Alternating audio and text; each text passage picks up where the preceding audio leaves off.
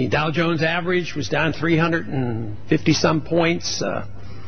Gold was up $32. Oil was up another $5.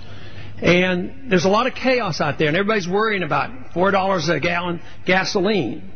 But I don't think there's a clear understanding exactly why that has occurred. We do know that there's a supply and demand. There's a lot of demand for oil. The supplies may be dwindling. But there are other reasons for high costs of energy. One is inflation. For instance, to pay for the war that has been going on and the domestic spending, we have been spending a lot more money than we have. So what do? We send the bills over to the Federal Reserve. They create new money. In the last 3 years, our government, through the Federal Reserve and our banking system, created $4 trillion of new money. That is one of the main reasons why we have this high cost of energy and $4 a gallon gasoline. But there is another factor that I want to talk about tonight, and that is not only the fear of inflation and future inflation, but the fear factor dealing with our foreign policy. And in the last several weeks, if not for months now, we have heard a lot of talk about the potentiality of Israel and or the United States bombing Iran. And it's in the marketplace. It's being bid up. The energy prices are being bid up because of this fear. It has been predicted if bombs start dropping that you're going to see energy prices double or triple. It's just the thought of it right now that helps to push these prices, the price of energy up. And that is a very real thing going on right now. But to me, it's almost like deja vu all over again, as it has been said. We listened to the rhetoric for years and years before we went into Iraq. We did not go in the correct manner. We didn't declare war. We're there. It's an endless struggle. We're in Iran. We're endlessly struggling there. And I cannot believe it that we may well be on the verge of initiating bombing of Iran. Leaders on both sides of the aisle in the administration that have all said so often no options can be taken off the table, including a nuclear first strike on Iran. The fear is, they say, maybe someday they're going to get a nuclear weapon.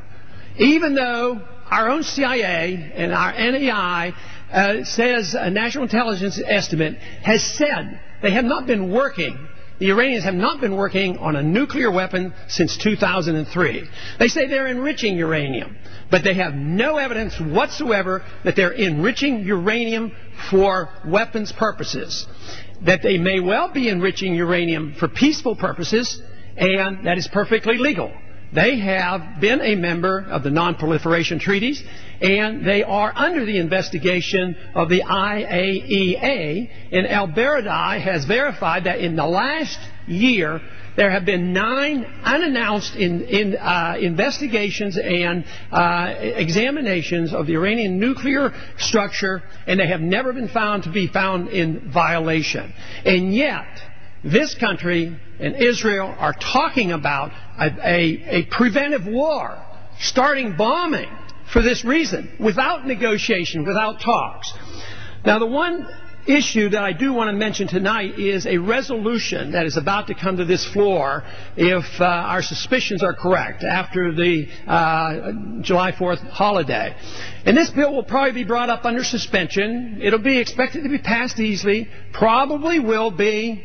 And it's just more war propaganda, more preparation to go to war against Iran.